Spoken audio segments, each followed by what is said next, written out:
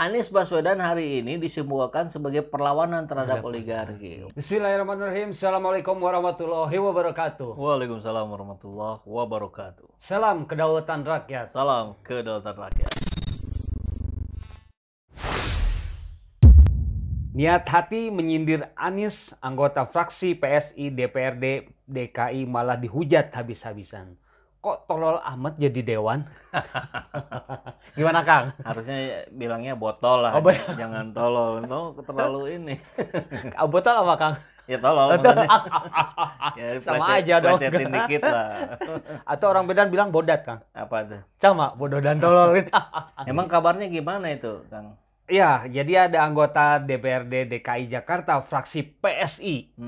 Antoni Winza Prabowo diserang warganet lantaran hendak menyindir Gubernur Anies terkait Formula E dan program di ibu kota negara ini. Jadi dalam cuitannya, Antoni ini di Twitter memposting foto gedung PDAM pusat di Jakarta yang sudah rusak, Kang. Terus kemudian dia ngelihat udah bolong-bolong kayak gini, kadang kasihan jadi nggak kaget banyak pipa di Jakarta juga mengalami kebocoran. Inilah pentingnya keberpihakan pada anggaran. Itu tweet kata si Winza kan. Dalam Twitternya @p_winza di Jumat 15 Juli. Nah, warganet itu malah balikin gitu. Kok tolol amat jadi dewan? Kan itu udah ada direktur BUMD yang ngurusin. Kalau kita geser aja ya, kita geser ke nasional gitu. Ada persoalan misalkan di Pertamina. Ada utangnya banyak banget kan. Utang juga di Waskita, Garuda, itu kan BUMN besar yang konon katanya profesional tapi nyatanya utangnya menumpuk. Dan yang kita soroti, pakar soroti, para anggota DPR pusat soroti adalah kinerja dari para direksi di BUMN tersebut.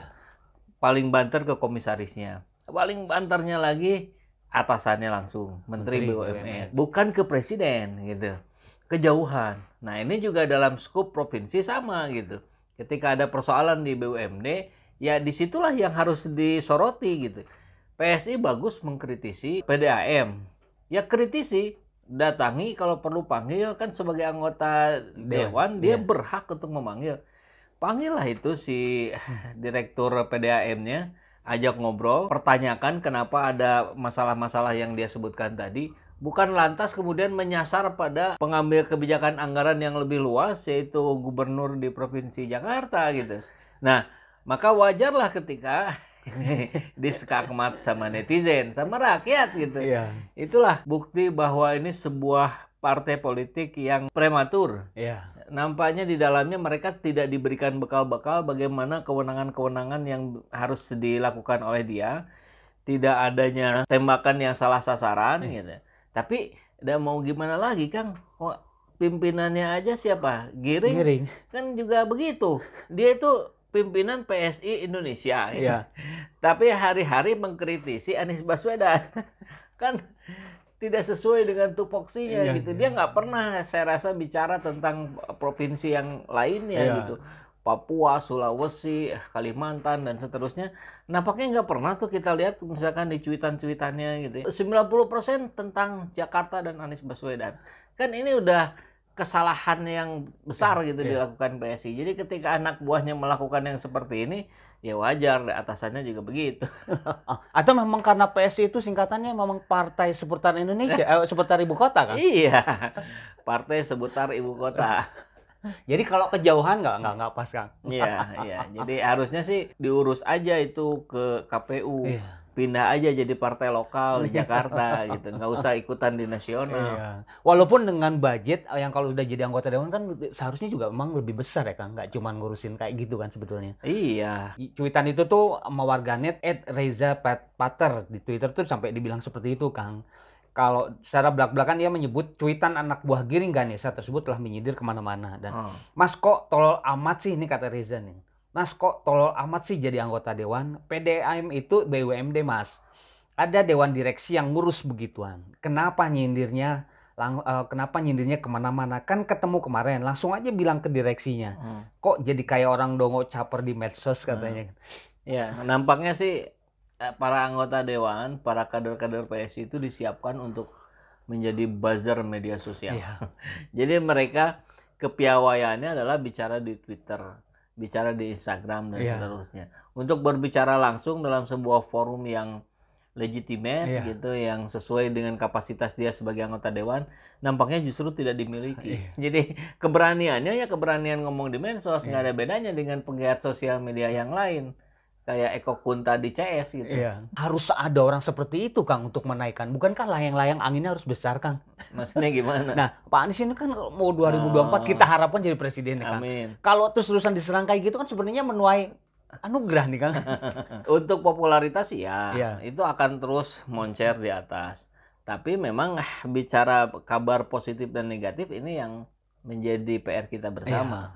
Anies Baswedan popularitasnya tertinggi, tapi banyak informasinya yang negatif.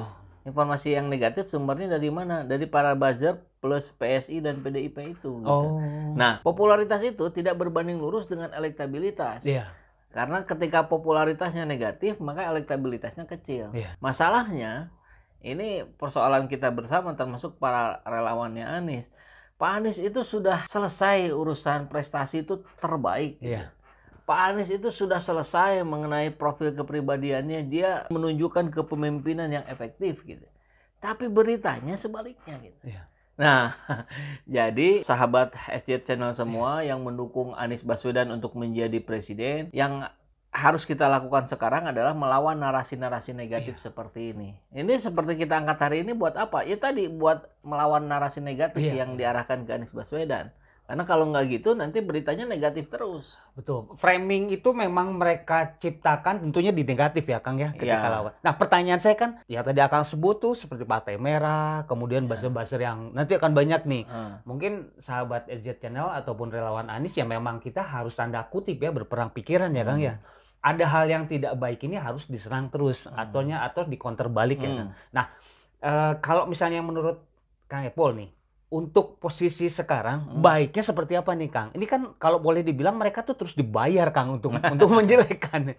Gimana, Kang? Apa yang harus kita lakukan? Ya, betul. Ya kita melawan narasi-narasi itu. Kita harus menguatkan barisan, rapatkan syaf kita. Saya kira semua relawan Anies sudah tergabung di grup-grup WA. Di situ sudah ada biasanya berita-berita yang menginformasikan siapa saja yang menyerang Anies. Dan selalu setelah itu kemudian ada counter dari tokoh-tokoh pembela Anies lah. Nah, apa tugas kita semua yang tidak bisa bicara di depan kamera seperti ini? Share. Share ke seluruh grup WhatsApp, share ke seluruh media sosial yang kita miliki. Itu menjadi sebuah langkah yang jitu. Kalau kita masif melakukannya. Ada 1 juta relawan Anies sekarang. Jadi menggaungkannya bisa ke 10 temannya saja. Sudah 10 juta. Belum ke saudaranya, belum ke teman kerjanya. Saya kira itu yang harus kita lakukan. Berarti sebetulnya ya anggaplah kita sebagai memang nahi munkar ya, Kang ya. Ibadah ya sebetulnya ya. Untuk niatkannya niat ibadah ini. Karena kita tahu umaro itu yang akan membawa negeri ini menjadi lebih baik atau lebih buruk. Gitu. Nah, umaro yang baik adalah umaro yang mendengarkan ulama. Umaro yang menghormati ulama. Bukan sebaliknya.